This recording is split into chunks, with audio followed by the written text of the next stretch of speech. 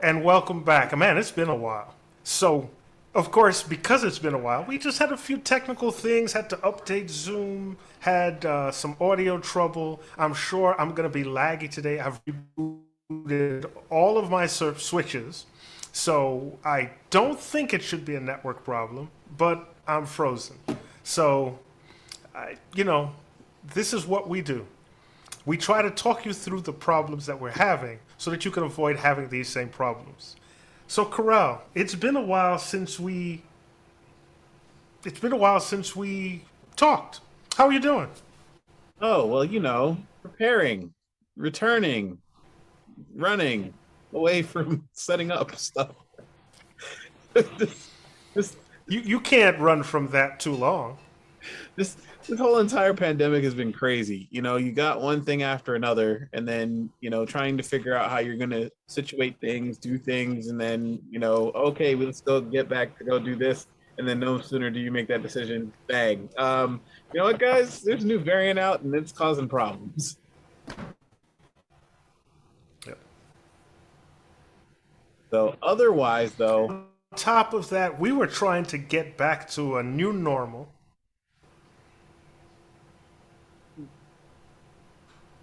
Are you frozen or am I frozen?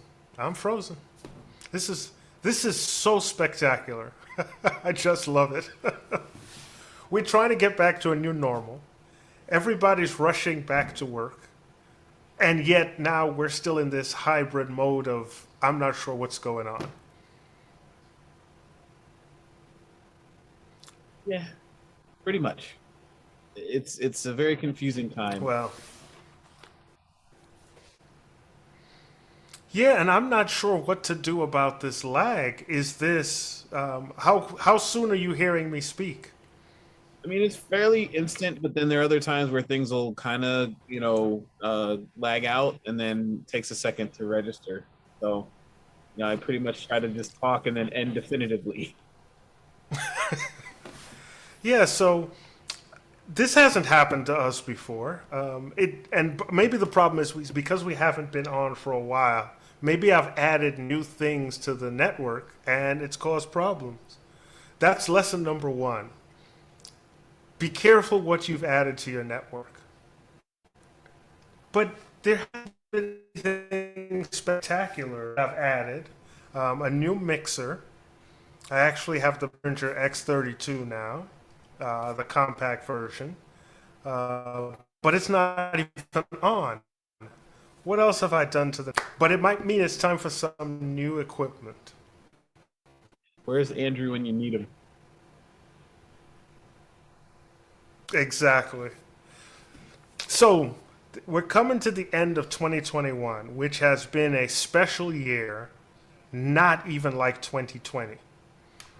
What is something you can say you've learned from 2021? Don't stop trying to be adaptive. And even when you think things are coming to a head, or coming to an end, no, prepare for the next thing because you're not, your plans may not go the way that you think. So if you don't have, you don't just want to have plan A, you want to have plan B, plan C, Z, whatever letter number it gets to. You just got to have, different ways and adapt. And then the other big thing too is to communicate. Because I mean, when things have to happen in the drop of a hat, um, you guys got to be ready to answer the bell. And, that's a very relevant situation and scenario that I'm looking at in the face right now. Yeah. Yep. So our church, hopefully the audio is coming through quickly, and maybe the video is just getting its touch up itself on the other screen, and I can see the freezes. So one of the things I learned, just like you, is we gotta continue adapting. From around August time frame, we started going back to church twice a month. What have you guys been doing? Basically, since July, we have been back in the church, meeting in person and doing simultaneous broadcasts on Saturday mornings with the virtual service that's been going on. But I guess later on in the year we sat down, did some production days to kind of cover services up until uh, this weekend, which would be our first full weekend back in church with cameras and everything. That's amazing. And you guys are actually, you've upgraded your equipment in anticipation of this, right? We've upgraded it. Practical use case on them or use time on them. That's something that is in progress. We'll put it that way.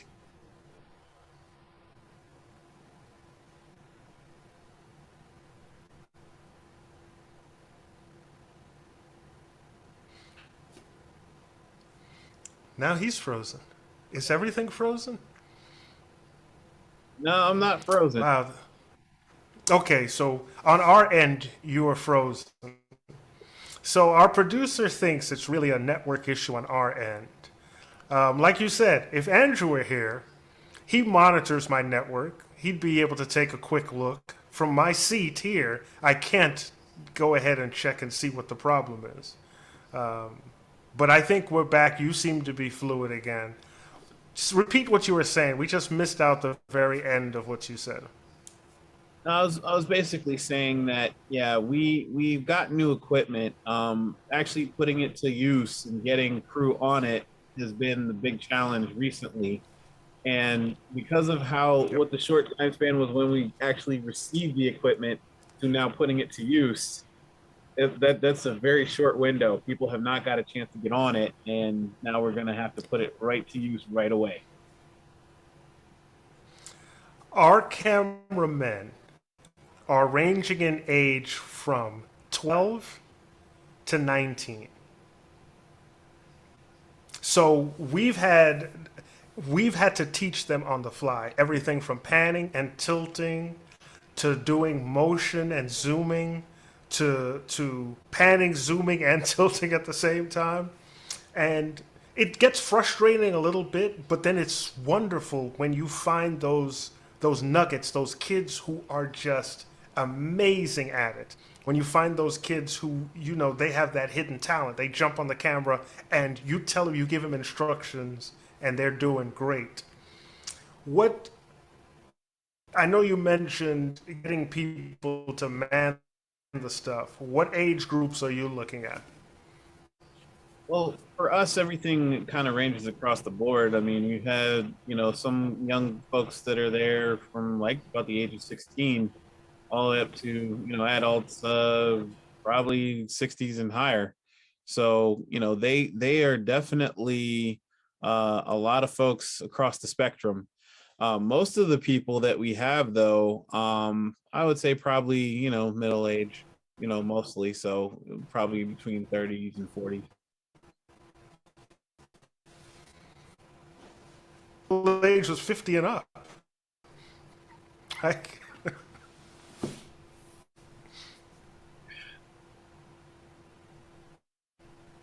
Yeah. So, it's an interesting situation in time. I mean, but everybody's really banded back together. That's been one of the big things that has been helpful in this period. We have folks that are dedicated and willing to come in and help out and do what's best. And so, with them having um, already time behind our older cameras, it's not too much of a knowledge gap that they have to cross over, but they have to learn the new cameras still and what buttons are where and how to make this adjustment, that adjustment, all that. So, I mean, it's new situation.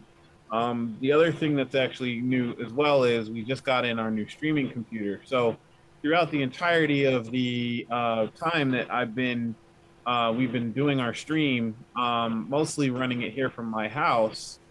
We've been using my equipment. So now we will be able to leverage stuff the church has on site. We need to make some upgrades on our computation side of things. And so now that that computer has arrived, we'll be getting it programmed and ready to run because it has to take over the job.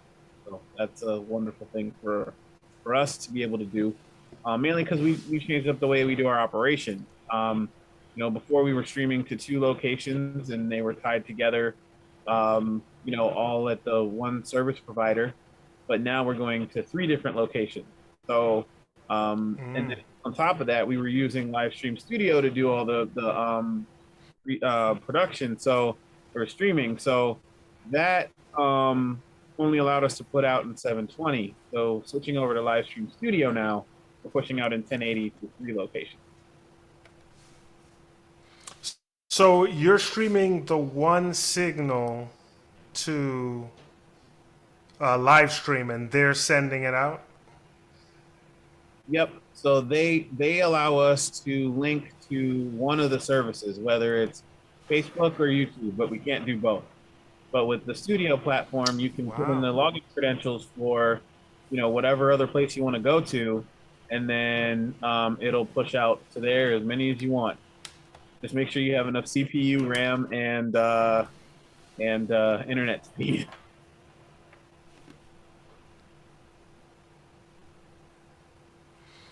I think I may have found the problem. Aha. I'm still on Wi-Fi. Yes. So I purposely don't use Wi-Fi down in my office. I may have. Find out if it gets better in a second. We'll cross our fingers. Take a second. All right. Go ahead and tell us some more about the equipment you got and why you chose that equipment. So I'm completely frozen.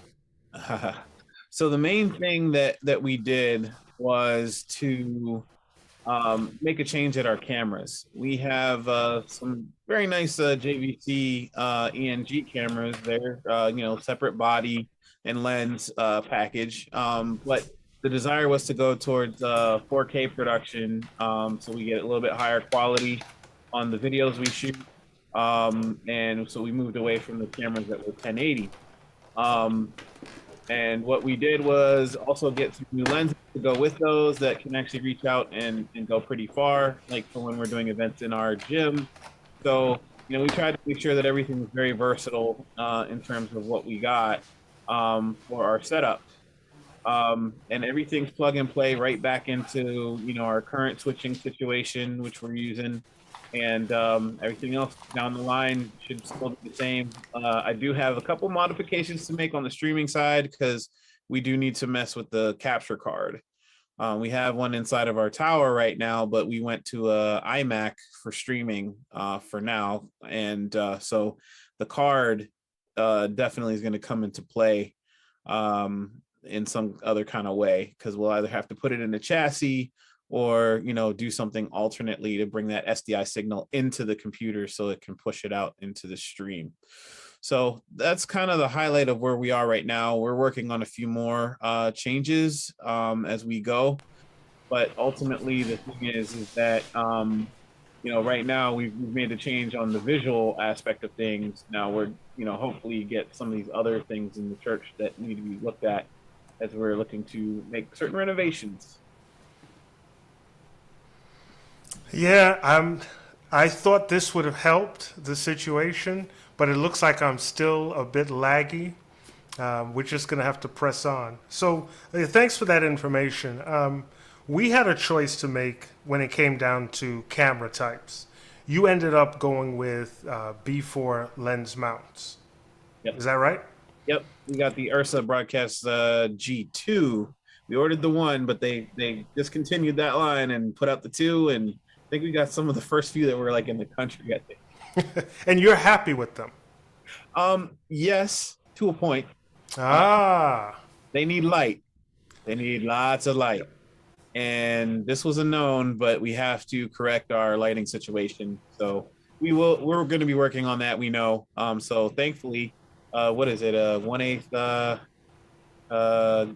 what is that, shutter speed, I believe. I'm not totally 1/8. Oh no, you'd get some heavy jitter if you went down to 1/8. Yeah, well, okay, but it can open up. I think, was it the f-stop then? Yes. Okay. Yes.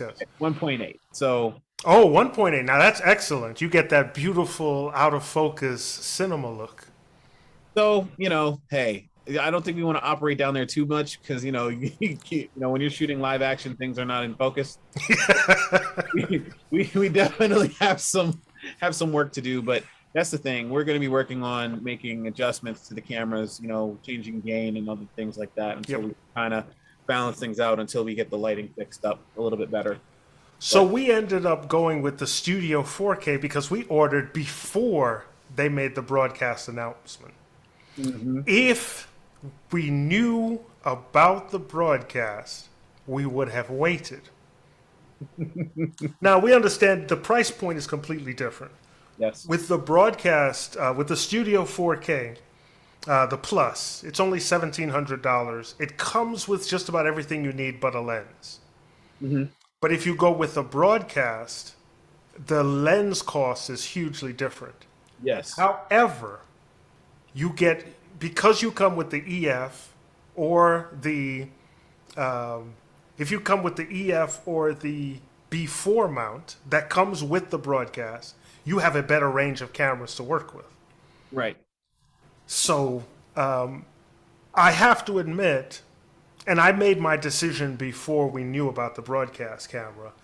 I went ahead and ordered a broadcast camera too. It just makes sense. Hmm. And since you can get B4 lenses fairly cheap, I mean they're all out there. The 2/3 models, there are quite a few of them out there. You can get them for under $500 on eBay, and I've actually had great success with them. Hmm. So you're from a standpoint of the lighting, we're gonna have the same problem because these churches that we're in weren't built for what we're doing. No. No. So I got a good question for you. When you did your wiring upgrade, how did you pick the company that did it? The wiring for what, the video? Yes, yes. I remember you bragged one time about how well you thought it through, which is important. Thinking through the process, what you're going to need, not just today, but 5 years down the line. That's important. So we're facing the same situation. We got to pull all this VGA stuff out and get ready for fiber and Cat 7 and SDI. How did you all pick a company? Well, I got to say this. So first of all, we did do upgrade wiring for the audio side. So we have the digital, system set up for that, at least in terms of the wiring plant. So we went with Cat 6, which is Belden wire, really great stuff. Not cheap, but it's definitely solid. So all of our audio positions and places where we may have to have data drops and or some kind of video bail-in for bringing video into the room will be available to us, in that system. On our camera drops right now, we're having to work that out. So we're actually talking with the project manager, and we're sussing out our contractor situation right now to actually get that sussed out. But I will say this, in terms of wire, just because it might be cheaper doesn't necessarily mean it's better, right? Um, It's not. and then the other side is just because of it's expensive doesn't Right, mean it's the best either, right. right? So, there's several factors that you want to look at. I think when you're coming down to making a decision, you kind of have to look at, what the variables are, what the distances are for your runs, what type of like for the shielding that's inside, is it wrapped around it? Is it braided? And all these other things. Is it highly flexible, right? Or is it stiff? There's so many different things you got to think about when it comes down to the quality of the cable that you're running. But the cheaper you go doesn't necessarily help you in the long run because you may end up getting some weird looking lines or something going on in your feed when you're done. So, these are some of the things you want to look at when you're doing these runs, especially if you're going to do stuff with conduit and raceway and the ceilings and all that other stuff. It's really kind of important to look at the variables there. There are a lot of good players in the market. Belden is one of the ones that we tend to use a lot. Clark Wire is another. I mean, I don't know if anybody has Mogami money for doing audio, but Archer certainly doesn't need to benefit from that. Whirlwind is another one. It just depends on what the application is. Well, okay. I see I didn't ask my question properly. I was seeing how did you choose the company that actually did the install? Oh, That's a huge source of contention. Okay, how do you come down to decision about who does the install for your church? A lot of times, like I'm a professional installer, I've done it for many years. But as projects get bigger and you don't have enough workers to do it, like I'd love to run fiber, but I don't do fiber. yep. So now I need to go out and find a company that I trust to do fiber. And that's a huge process. So how did you end up choosing the company that you picked to run your cabling? Okay, so actually, we have a few variables here. So I'm going to go with the first things first.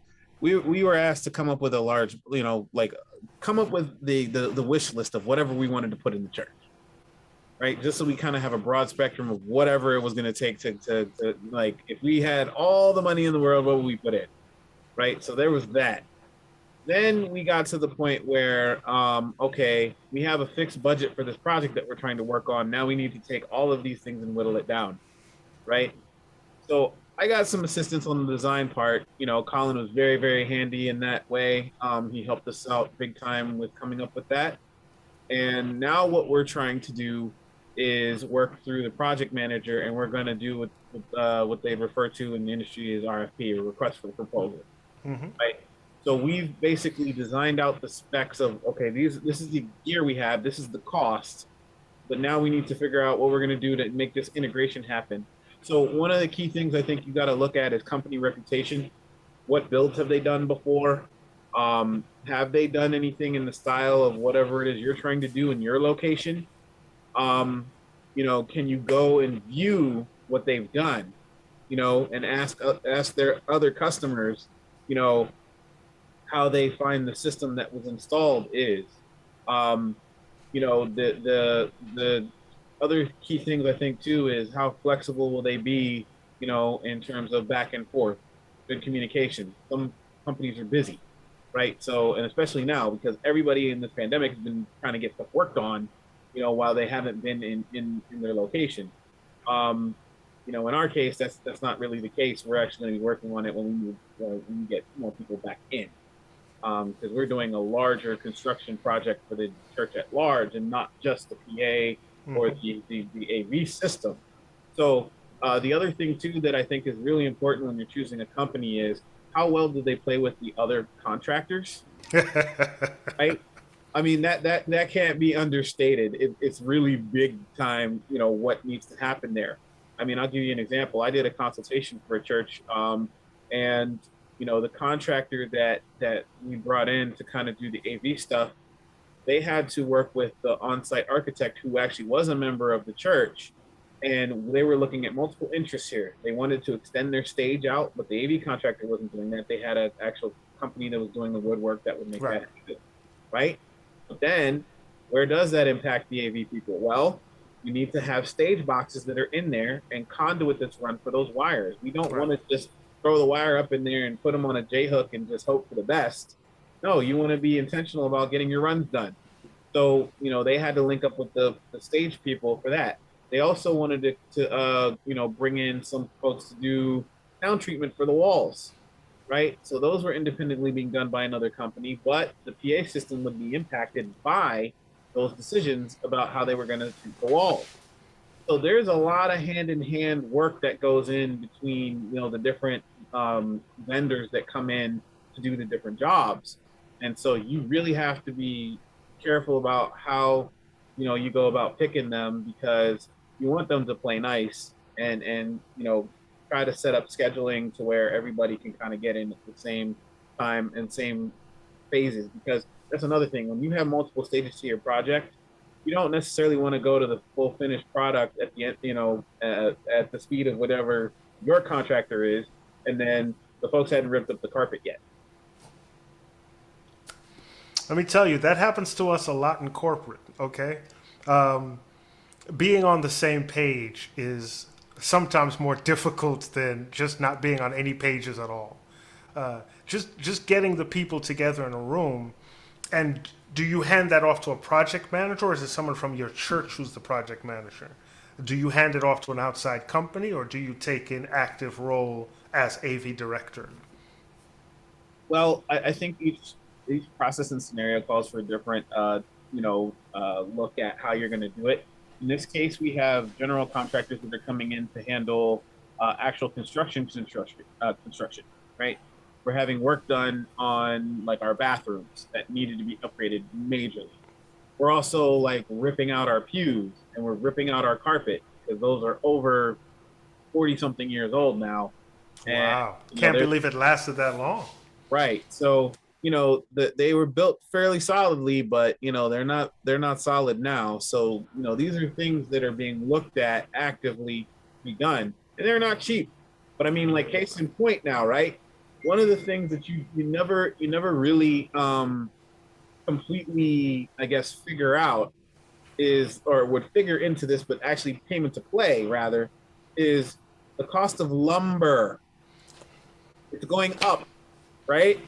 So when the cost of lumber goes up, those pews that we need to have made, they go up, I'm right? surprised y'all went with pews. Every church now is going to just chairs. Get some sturdy plastic fold-out chairs, and that way you can move them around, set them up. When you do your Sabbath schools, you sit in a circle. Everyone's going to these plastic chairs to make it more feasible. Now, the plastic chairs aren't cheap either. No, and they're So, replaceable, and they're definitely breakable. kids get their fingers squeezed in there. Anyway, that's not an AV thing. That's a logistical issue. We'll have to talk about the risk management stuff another day. Oh, so so so that's what you guys are really planning. When do you have an estimate date on when you'll be done? So the actual project at large hasn't started yet. They're going to be starting, I think, in quarter two of this coming year. So, in terms of some of the things that we had to do, we needed to pull the trigger very early, like on the cameras, because we weren't going to be able to stream it all if we didn't do this. Right. Now, we came up with the workaround. As it turns out, though, the lenses came, and then the camera bodies came like 2 weeks after that. Yeah. So, the workaround that we had with this fancy adapter, I think I showed you guys the last time, we didn't really have to use those. So you still have them? We still do have those adapters. I might be talking to you about that anyway. The so overall, with all the adapting that you had to do, I'm just going to steal that word. With all the changes that you've had to do, with all the with a tumultuous year, I'm going to ask two questions. Which do you think was harder, 2021 or 2022? 2020 or 2021. That's what I mean to say. 2022 was correct. No,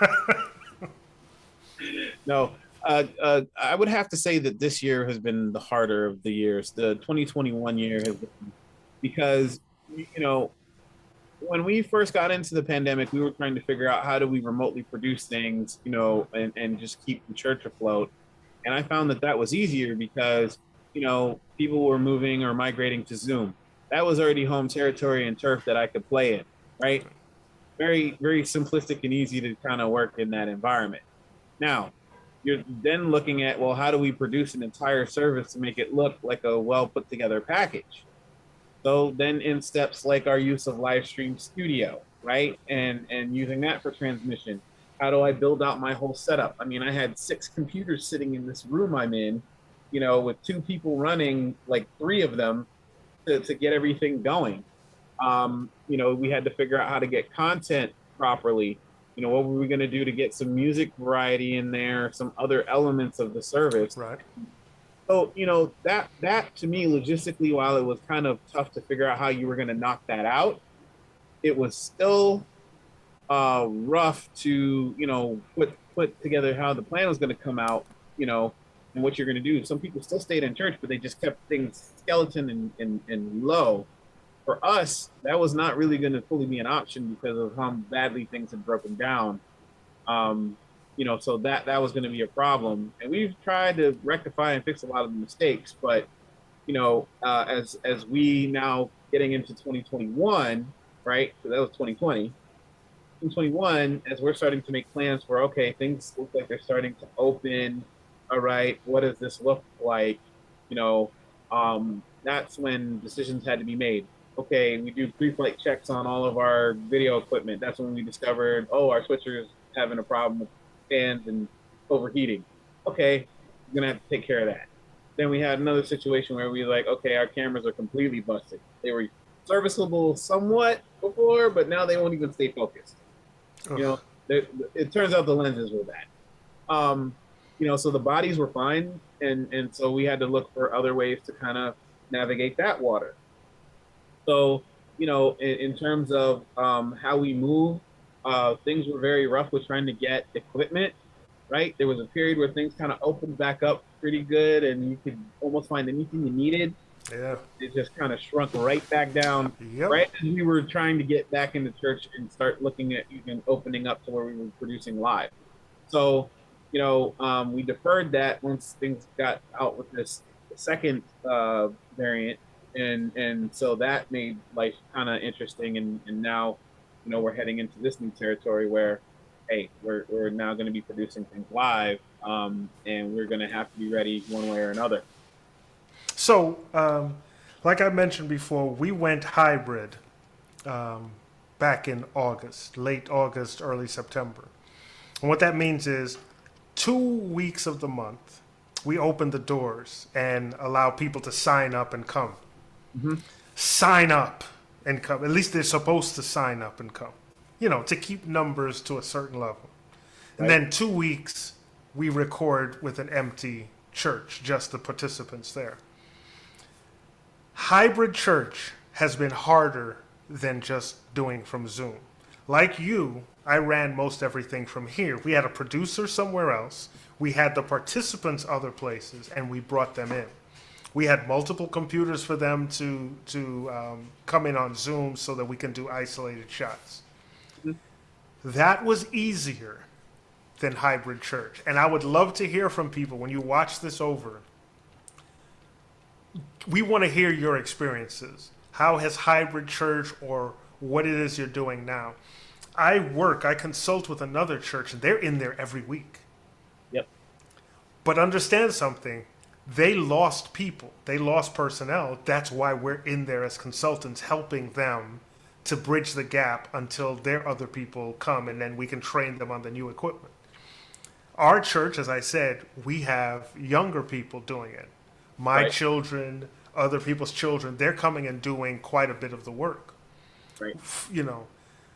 So a lot of churches are facing a situation where they'd love to be back in church, but the people who are coming are not serving. They're coming to accept the worship. So they need people to serve. I've seen the same people usher every week. It's the same people ushering. It's the same people being deacons. It's the same people on AV. And what that means is now we're going to face a burnout even sooner. Yep. And now, like you said, with this other variant coming in and people are getting sick, people who are vaccinated are getting sick. Yep. Or what are we going to slide back into? Because even though we've opened up, not everybody has come back. Yeah. So we're heading into 2022. What's the plan? When I figure it out, I will let you know. Well, I'll be right there along with you. And luckily, my job is not to figure it out. My job is just to make sure the service works properly. I let other people figure it out. I rip my hair out, and then we go and try to get the equipment it's going to take to do what they need. Now, have you seen with this, have you guys even had a conversation about this new variant yet and what it could mean? Well, it's funny you mentioned that. We got a text message today. Uh-oh. Okay. So this first service that we're gonna have in person, with everything being done live, is a Christmas program. I am shocked at that. That's the one program we're not doing live. Right. So the thing about it is that we had a dress rehearsal last week. We definitely learned a lot of things. Mm-hmm. and we'll see how it all goes. But I mean, the long and short of it is this particular message said, yeah, we're gonna see how we can shorten up the time that we're in there because we want to limit exposure, da da da da da. And they're really, you know, on top of, because we have a whole entire health team that's there that, Yes. Yep. all of these variables, Yep. try to make sure everybody stays safe. Yep. And look, even from the staffing side, from what I'm dealing with, right? We did a poll of our people and we invited folks to come out to the rehearsal so they could get familiar with the cameras and all this other stuff. Yeah. Some folks came, some folks said no thanks. Other folks, we lost some folks through the stuff because they've gone elsewhere to go serve in other places. So, we have a mixed bag and situation and scenario. And then you talk about, this overall situation. I mean, yes, the burnout is real. Yep. And, the only answer to that is many hands make light work. But I can even say for myself personally, it's definitely real. And I had to take steps to go ahead and make sure that I alleviate some of the stress that I'm dealing with. Yeah, we've lost. Ended up doing the same thing, writing an email out and said, "Hey, this is what we're doing. Come on in." We've got maybe a third, most likely a quarter of the original people who were there pre-pandemic. As to who's there now, some people flat out said, "We're just not going back to church." Yeah. They'll be happy to watch it from home. And then we've been able to supplement with the kids. That has been great. And they're learning a valuable lesson. They're participating. There's two of them who are there all the time. Every single week they're there. I'd like to say they got a Christmas bonus because of their dedication. It's important to reward them because our TD has to tell them, I'm not going to say we shout at them. They're young kids. But we have to remind them to stay focused and strongly emphasize. But they're great. I mean, it's a trying situation because we want perfection, but the truth is they're learning and it's going to be so beneficial to them in the long run. And they're beneficial to the church because honestly, if they weren't there, it'd be a lot of static shots. So yeah. That's definitely a thing, and that's where you kind of, the rubber meets the road. You need to have people that are going to be willing to be in the environment and to handle things. And the ultimate thing that I know my brother always talks about is legacy, right? You got to have that plan. And so, the one thing that I will say during my tenure that I was trying to very much push in 2020 was training. We put a lot of money into that budget to start working on that for our folks, Yep. right, across the board. Because, now the big thing that you've got to make sure that you can do is be trained cross-platform. Yep. Right? So, like, for me, my background is... Alex just said online, yes, hit my talking point. Well, he can get on. Oh, he's probably at work still. Yeah, but yeah. So the thing is that, we definitely have been trying to make sure that we can impact people and do what we can do to bring them along and all of that. But like my background, strictly audio from when I first started learning. I got into the AV space afterward, but I've had to learn how to stream. I've had to learn how to use the switcher in Livestream Studio. I've had to learn the switcher inside of the video room, how to load clips into that switcher, how to load stills into that switcher, how to use our presentation software, which I use, ProPresenter at work, but we're using Proclaim. And then, there's so many different, things. And then I've had to install multiple things across many machines. You know how many passwords I had to learn? See, you've got to come over to the network side. You've got to come over to a domain server where you can just set up users and then log into all the machines at once. Come to the darker side. Well, I'll tell you what, right? And see, this is one of those things where, there's so much, like I said, we've learned a lot. this is one of those things where, having that concerted effort at the very beginning is helpful. And if you don't have that at the very beginning, then start to work on management plans that you need to have for all this year. Because the one thing that now we're trying to go back and deal with is like, okay, we don't have an IT team, we have an IT person. They handle our website and all the other stuff. They do an amazing job at that. So that's not, in question. But when you have all these machines across the facility and 1,000 different Apple IDs, which drive me crazy, okay, then I think you're starting to get the picture. It just gets insane with trying to do all this management and stay on top of the passwords and what was this and this, and then we had different equipment like down in our gym, which now has been brought up because it's more recent than some of our older stuff. Wow! Right? So because we bought some of those machines in 2017. But like one of the presentation machines we have is an old Mac Pro from 2011. And we have several of them on site like that. So my point is we're trying to, squeeze every little ounce of juice out of those lemons as much as we can get them.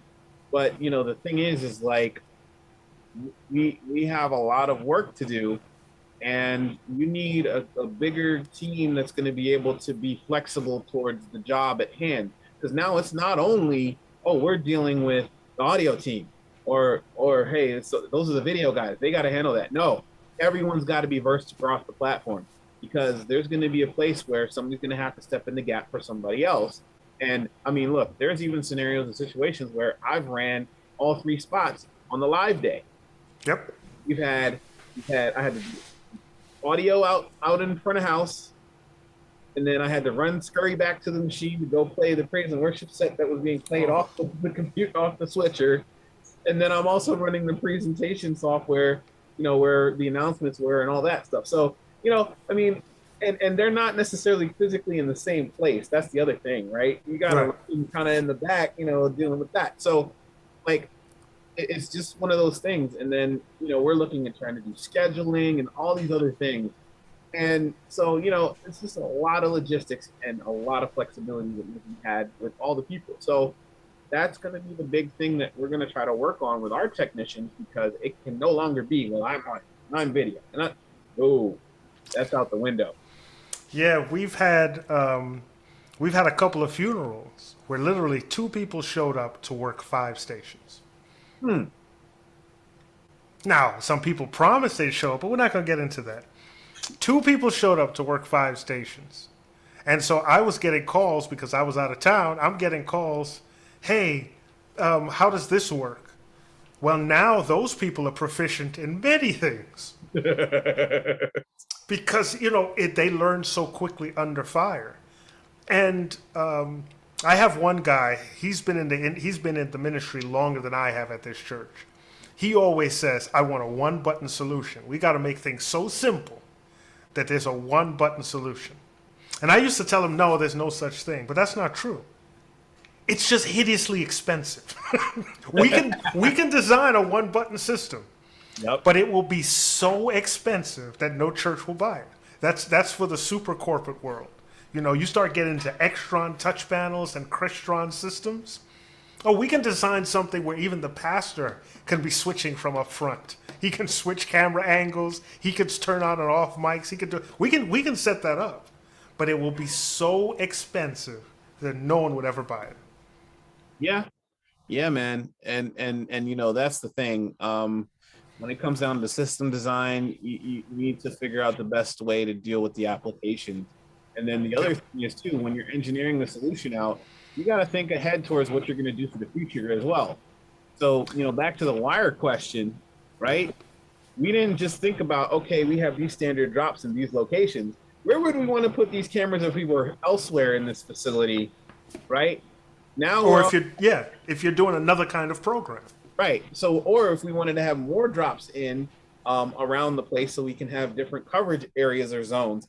So there's several things we're going to be looking at, doing, and then that's going to obviously impact the wiring plant. Going back to the video side, which I'm not actually crying about because labels are important, and several of our wires just don't have it. So we'll be working on that one. I it's time yanking wires out. I understand the reason why that happens. We do so much under duress where we're just getting something installed to fix a problem. We never have the time to really plan out. And so labeling becomes, okay, I'll take care of that later. And in 2 weeks, you've forgotten what the cable looks like. I had to go upstairs and redo a couple of things, and I realized I don't know where this goes. So Yeah. so as we wrap up, no, we get we no no no. As we wrap up, what do you really want to see in 2022? What do you want to see your ministry become in 2022? I mean, I think the biggest thing for me goes back to that legacy piece. I want to see the development of people, right? That's what I want to see. I think that also comes with a very important piece, which really we can't set as the ministry leaders until it's set at the very top. And that part is vision. Okay. Vision has to be set and then we march, right? I just had this conversation. I just had this conversation this week where the thought was put out, we need to do an assessment of the AV needs. I said that's a waste of time. The AV needs are what the church needs. We don't set the stage for what the church does. The church sets the stage and we provide the equipment, expertise to fulfill that vision. Yep. And I guess this is one of the reasons why we talked about doing this type of discussion, is so that we let other AV leaders know you're not alone. We're all feeling this pain. The churches that we're consulting with, they're feeling that same pain of they don't know what the direction of the church is going to be. They know streaming is involved. Yep. They don't know how to stream because they don't have volunteers who've done that before. And then they have a problem with volunteers. This Right. is unless you're a mega church who's been doing this and you have a fully funded AV ministry, this is everyone's pain point. So how do you plan to solve it in 2022? You were saying? By transitioning out. That's not solving it. Okay. That's ensuring that your sanity and your spirituality remains intact. No, I mean, look, in terms of me, and that was a little tongue in cheek, but that is actually accurate. I will be transitioning out. But the thing is, I'm not leaving the ministry completely. You can't leave it high and dry. But my thing is, my focus needs to be on the technical side of things, and I could not run the organization and do all the technical work. It's too much, too stressful to deal with. And so the thing is that I'm taking a step back so that I can now work and address just the technical problems, and other folks will deal with the logistics of things. And sometimes also when we're in certain circles, sometimes it's good for a fresh voice to step in because they now have a fresh eyes on what's going on and can relay that to folks that need to understand those problems. So that's the way I'm looking at that. But I will say this in terms of solving the problem. I honestly think we need more hands in on what's going on. We've had to kind of consolidate what we're doing and be adaptive. But in consolidating, that doesn't use the many hands make light work principle. Mm. And so that doesn't take the burden off of the chosen few, right? So the big thing is going to be expanding team, point blank. But in my case, we needed to have something for them to come back to and learn. We didn't have that. Cameras were busted. What are they going to do? What are the TVs going to switch to?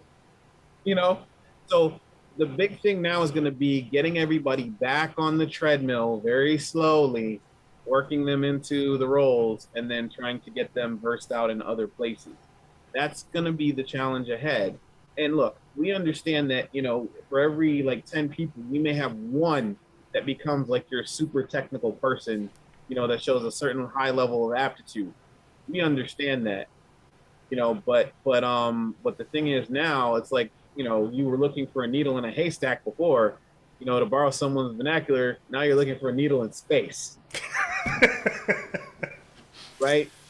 You're looking for one particular grain of sand on a beach in Jamaica. You're looking for that one color of sand, that one pebble that's the right color. I I want to echo exactly what you said. Really, there's a small group of people right now who are doing the majority of the work, and honestly, I don't know how to fix that. I don't know how to incentivize volunteerism. And I guess that's always been a problem because I've loved to do it. And to me, if you've loved to do it, you just do it. Now, the other side is there's parts of it you don't love. Whether you're a business owner or you work for somebody else, there's parts of your job you don't love, but it's part of the job. Right. When you're a volunteer, there's still parts of the job you love. You may love the work. You may hate the meetings. You might hate the planning. You might even, sadly, in ministry, hate the people you're working with. That's not my problem. I'm just saying. But what you have to do is, how do you find the people who want to do it for the love of God and not despite what they have to go through to do it? Right. That is a huge needle. And as soon as we figure that out, I want to get as many emails as possible on how to solve that issue. I don't think you'll have to worry about how the rest of that goes down, because you'll probably be a millionaire from the idea for all the consultations you'll have Billionaire. Billionaire. You're thinking too small. Billionaire. All right, claim it. There's so many churches out there who are really struggling with the same thing, where they're to the point where they'll hire somebody to do something that we've volunteered to do for. I've literally been doing this for 20-something years. Yep. And recently it's gotten to the point where people won't do it unless they get paid. Yeah, and you know what, though? That's why my philosophy literally has been build it and they will come. See, but that all goes back to this fundamental thing of vision. So vision has to be set. Yep. It has to be understood. Here's the big view. Here's the tiny view of departmental view. Great, right? Yeah, right. And then even drill down to these are the variables that you need to take care of as the member of this team, right? And then once that all is developed, then you have abilities to kind of do what you need to do with your marching orders. But the key thing is then having the equipment there and having people willing to learn how to do it. And what makes the whole thing fun, though, is the fact that you guys are working towards the end goal in a ministry goal of trying to ultimately, in our line of work and what we are doing in this space, to win souls. That is the ultimate reality. That's the ultimate goal. And so the thing is that if anybody loses sight of that, now there are other times where, yes, we're not going to work for free. That's just not going to happen. No. Okay? If they're willing to charge at a funeral home for a very bad presentation, that they're just going to stick up a phone with Zoom, okay? Okay? Right? We know that we do much better work than that. No. Right? And probably charge way less than they do. But the point is that, there's certain quality standards that we try to uphold for certain events and things, and we try to give people a certain product, for that. But at the end of the day, though, right, when it came down to it, I didn't balk and charge the church for use of my professional machine that I have sitting right here, in my studio. I gave my commitment to God, and that's where it was going to go. It was going to go back to the place that started my career. That was my dedication. Right. But ultimately, the thing is that as we bought the pieces and brought things in and started making the adjustments, I can start to release some of this stuff and do the things I need to do. So, it was a 1 day or 2 day thing, depending on if we had like a program going on a weekday. But other than that, it was fairly painless when it came down to it. But the other big thing too was trying to be intentional about bringing people in. When we first started doing the services on Zoom, I actually did have my staff come to my house, and they were here, learning how we were doing the setup, and even got into somewhat of running it. We didn't continue in that format, for too much longer before it got changed up. Right. And it just became just straight up streaming, play back some video files and off we go. But even with that, with the editing process, right? Be intentional about bringing somebody in, right? If somebody's expressed interest or you want to find it, poll people, ask them, and then be intentional about bringing them into the process. Maybe they don't do the whole service right off the bat. Right. I would sign people up to do that. But maybe they could do the announcements. Maybe they can do a small subsection of the service or work on putting the graphic packages in for the lower thirds. Whatever it is, just start in those small chunks until they can start taking the bigger things. I was not a video editor, of any imagination. And I started having to do that at work because we needed that gap to be filled. And, now I'm editing a show that goes out every week. So, and yes, I know I'm paid for that, but I had to spend time to sit down and learn the software and do it, and I had, I was on a deadline to get this thing down. So, I got one chance to sit with the editor a couple times, and then they're like, here you go. Yeah. So, at least be intentional about how you try to do it, because again, we get back to that legacy piece, right? We're trying to impact people and put in the next person that could take over from you. Right. I was hoping to be riding off into the sunset already. 2 years ago. Yep. 2 years ago. Yep. Listen, thanks. It was great having this talk with you. We're sorry other people couldn't join us, but thanks, Corel. I think we had a good conversation about what 2021 meant to us, and we got to keep having this conversation for 2022 because we literally don't know what 2 weeks is going to look like. We have no clue. Now, we're off this week. That's on you. But we have no idea what the new year is going to look like. And that's across many different churches, many different denominations. Right. So, thanks again. And here's wishing you the merriest of Christmases. To you and your family. You staying in town? Oh, yes. We're staying in town. Well, I'm going to have a house full of people. Pray for all of us that we stay well. And we didn't start with prayer, but we'll go ahead and end with prayer. All right. Dear Lord, we thank you for allowing us to get over our technical issues. It's a lesson in just perseverance and sticking with it. It turned out just to be a bad network card. So we thank you that we are able to continue having this conversation. We pray for those of our brethren who weren't able to join us. We pray that more people will be joining us soon. And we pray for the wonderfulest of Christmas days that each of us can enjoy, whether we're working or watching. And that your message will go out despite what's going on around us. Amen. All right. Here's to you to 2022.